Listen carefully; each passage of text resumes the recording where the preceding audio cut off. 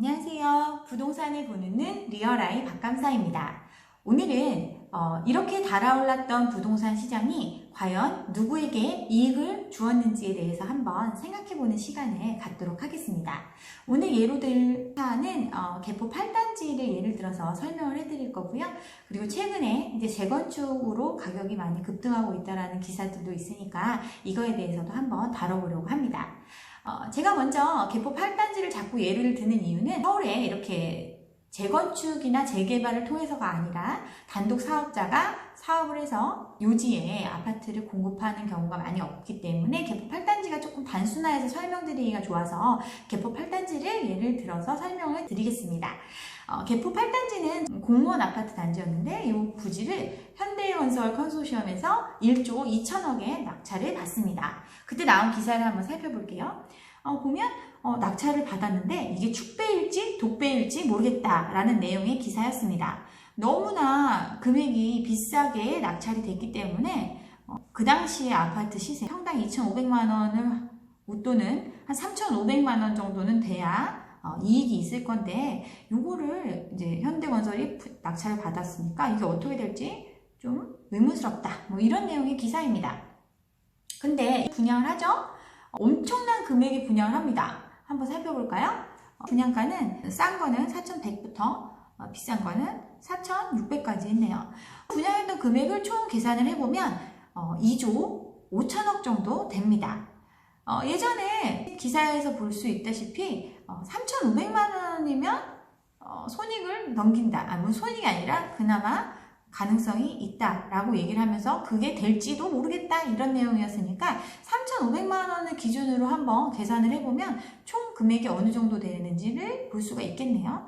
보면 3,500만 원 기준으로 하면 2조 정도 되면 손해를 보지 않고 그나마 먹을 게 있는 상황이 됩니다. 근데 2조 5천억에 팔았어요. 이렇게 단순하게 계산해도 5천억 정도의 이익을 볼 수 있었어요. 이거 분양할 때 참 얘기가 많았죠? 어떤 내용이 있었느냐면 용적률이 너무 높고 건폐율도 높아서 굉장히 이제 주거 환경이 좀 떨어질 수 있다 이런 내용들 연구 음영도 있고 뭐 이런 것 때문에 쾌적성이 떨어진다 이런 우려가 있었고요. 그 다음 중도금 대출도 안 돼서 대출에 대한 부담이 크다, 어떤 자금에 대한 부담이 크다 이랬는데 그래도 어떤 분양만 받으면 인근 단지 대비해서 싸기 때문에 6, 7억 원 이상의 시세 차익을 볼 수 있다는 기사까지 나왔어요. 이러한 로또 분양이라는 프레임에 많은 사람들이 청약을 합니다.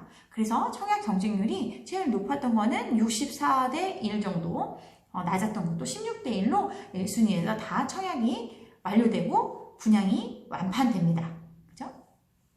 이 사업을 개발한 현대건설 컨소시엄은 정말 큰 이익을 가져갔습니다.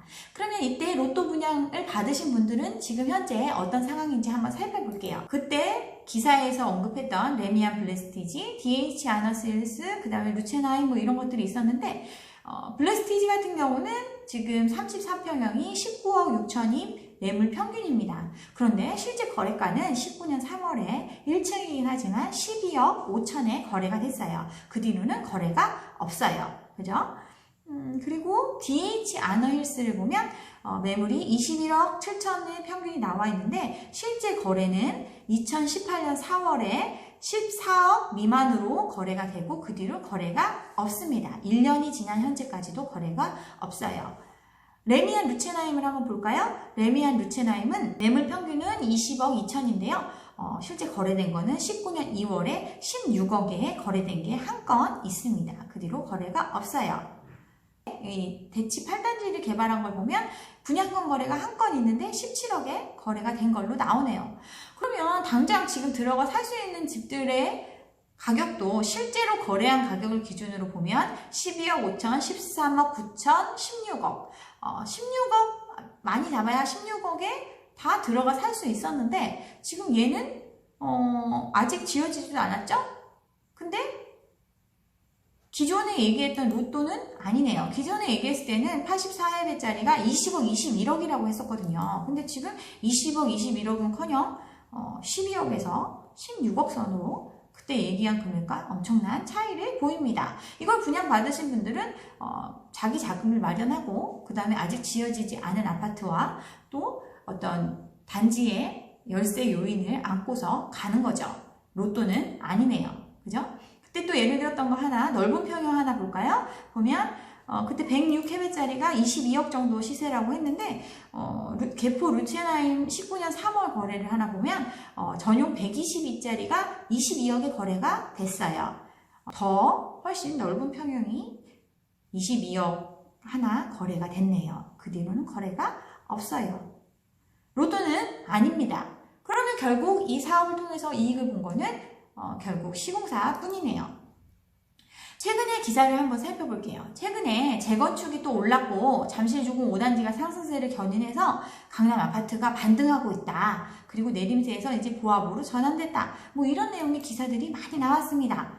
근데 재건축 아파트 거래가 정말 그렇게 많이 늘었을까요? 재건축 아파트는 사업이 진행 여부가 정말 불확실하죠. 경기에 따라서 또는 정부 정책에 따라서 많은 요인들이 복합적으로 작용을 하기 때문에 언제 될지 몰라요. 근데 이 금액이 올랐대요. 그래 얼마에 거래됐는지 한번 볼게요. 대치동 음마아파트가 19년 5월 말에 17억 1천에 거래가 됐다고 합니다. 30평이. 이 30평은 1대1로 갔을 때 동일한 30평대로 가는 거겠죠. 그러면 그때 부담금이 어느 정도로 예상을 했는지 한번 살펴볼게요.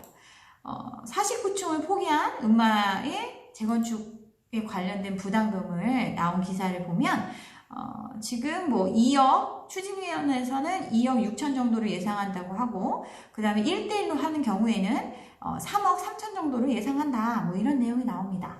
그러면 3억 3천을 기준으로 하더라도 이게 지금 18년도 기사니까요. 지금 아직 조합도 안 됐죠?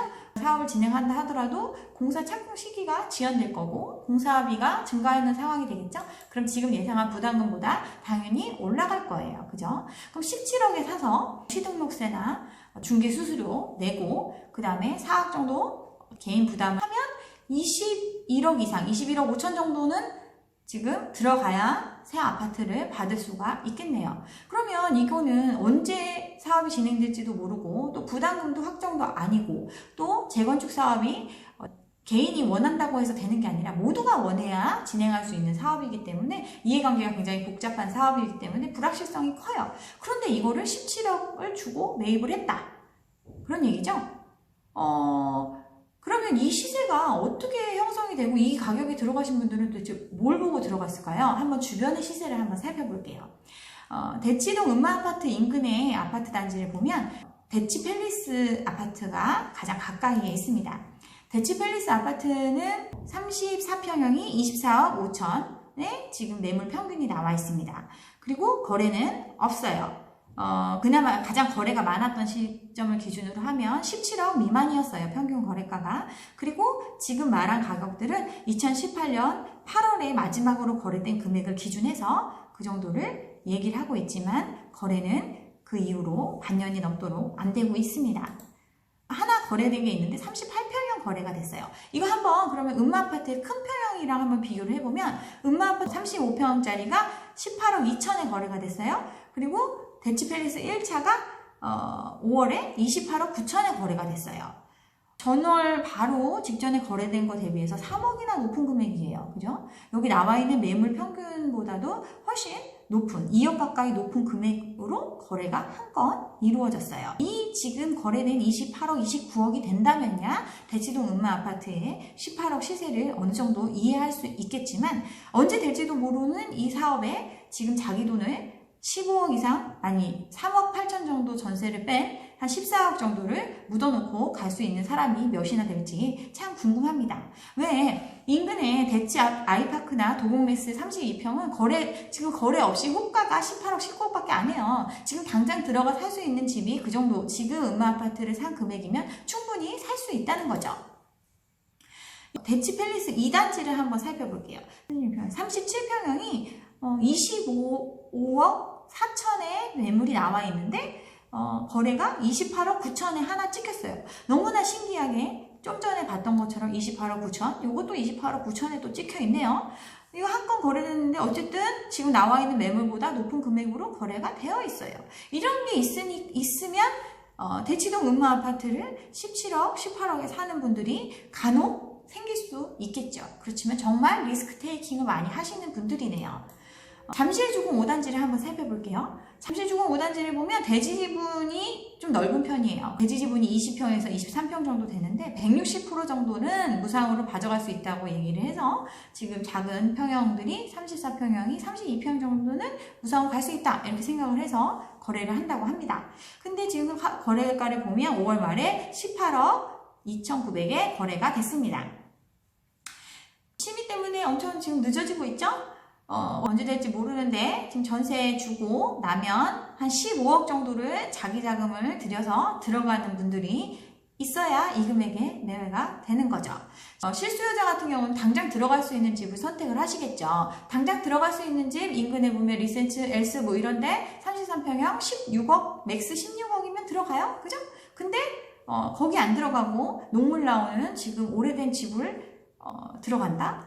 언제 될지 모르는데 실수요자들은 이런 선택을 안 하시죠. 그러면 투자자들이 많이 들어가시겠네요. 그럼 투자자들은 전세를 주고 15억의 자기 자금을 내고 보유세를 내면서 이 투자를 진행을 하시겠죠. 과연 지금 재건축으로 시장이 반등한다? 지금 보여진 그래프들이 너무 일반적이지가 않아요. 제가 수상한 집값이나 기존의 영상에서 많이 언급했던 것처럼 투자 가치로 본다면 지금 투자의 대상으로 보기엔 투자의 메릿이 없는 상황입니다. 그런데도 수상하게 거래가 일반적인 금액보다 3억 정도 높게 거래가 찍히고 또 재건축 아파트가 한 건씩 거래가 이루어져요. 이런 거래가 그리고 신문에 즉각적으로 거래가 돼서 반등이다라는 기사들이 나옵니다. 이 진짜 제가 계속 말씀드렸다시피 이렇게 집값이 반등한다고 얘기하면 좋은 사람들은 누굴까요? 과연? 앞으로 많은 하반기 분양을 앞두고 있는 분들은 이러한 시세 상승이 있어야 분양을 성공시킬 수가 있겠죠. 그러니까 이런 얘기들이 나오는 겁니다. 좀 더 구체적으로 한번 더 살펴볼게요. 재건축 아파트를 매입을 하시는 분들을 살펴보면 재건축 아파트 매입하시는 분들은 투자자죠, 투자자. 실수요자는 절대 이런 선택을 안 해요. 그러면 투자자면 2주택이 되시는 경우인데 음마 아파트 같은 경우에 17억에 매입을 한다면 거기에 취등록세 내고 중개비용 내고 그 다음에 추가 부담금까지 하면 22억 이상은 가야지 투자에 메릿이 있는 거죠. 그러면 음마 아파트를 매입을 하시는 분들은 팔 수 있는 기회가 딱 두 번 있어요. 조합 설립 인가가 나기 전에 팔고 아니면 준공 날 때 팔아야 되겠죠. 그럼 조합 설립 인가가 나는 시점에 과연 얼마가 돼야 손해를 안 볼까요? 계산을 해보면 음마의 지금 전세 시세가 한 4억 정도 하니까 그거 빼고 자기 돈 13억을 넣는다고 하면 취등록세가 5,600만 원 정도 되고요. 중개수수료가 1,500만 원 정도 됩니다. 그러면 이 금액을 더하고 그 다음에 자기 자본에 대한 이자 2년 후에 조합 설립이 난다고 치면 2년 동안 자기 자본에 대한 이자 한 3% 정도 기준하면 1년에 한 4천만 원 정도 되고 2년이면 한 8천만 원 정도 되겠죠? 그 정도를 또 추가적으로 생각을 해야 됩니다. 이것만 더해도 19억이 넘어가네요. 그죠? 거기에 양도세 그 다음에 또 다시 팔려면 거래를 해야 되겠죠? 거래 비용이 들겠죠? 그럼 그런 거래 비용, 그 다음에 보유하고 있는 동안에 보유세가 2주택이면 한 채당, 1년에서 1,300만 원 정도, 1,300, 1,400 정도 되니까 이 금액까지 계산을 하면 최소 2년 후에 21억 이상이 돼야, 본전이겠죠. 그죠? 그럼 중공 날 때까지 난 가져갈 거야. 나는 그런 투자자야. 라고 하면, 여기에, 자기 자본 이자나 어떤 보유세나 투입 금액, 그 다음에 분담금까지 다 더해서 계산을 해봐야 되겠고요. 그렇게 되면 정말 음마 아파트의 가격이 30억은 가야 지금의 금액이 의미가 있겠습니다. 물론 그렇게 했을 때도 실질적으로 남는 건 없는 거죠. 그러면 이렇게 기약도 없는 투자를 하는 게 합리적인 투자자는 아니겠죠. 그리고 이런 거래 자체도 정말 이게 언론에서 그 거래 되자마자 이렇게 나오는 것 자체가 의미심장한 행태죠. 그죠? 재건축을 해서 손해를 안 보는 집단은 딱 하나밖에 없어요. 가격이 올라가서 일반 분양가가 올라가면 사업비를 충당할 수 있기 때문에 재건축 조합원들은 그나마 손해를 덜 보겠죠. 이익을 보겠죠. 그렇지만 경기가 좋고 나쁨에 많은 영향을 받습니다. 그렇지만 경기의 침체나 경기의 상승과 상관없이 사업이 진행되면 시공사는 공사를 통한 공사비를 받죠. 그러니까 결국은 이 사업도 이익을 보는 거는 시공사밖에 없습니다. 그렇죠? 또는 이 중개하시는 분들, 이런 관련된 분들이 이익을 보겠죠. 실질적으로 이 투자에 의해서 이익을 보시는 분들은 거의 없을 겁니다. 네, 여기까지 오늘 과연 이러한 한껏 달아오른 시장에서 누구에게 이익이 됐었는지에 대해서 한번 생각해보는 시간을 가졌습니다. 오늘도 제 영상이 좋았다면 좋아요와 구독 잊지 마시고 다음 영상도 함께 해주시기 바랍니다. 감사합니다.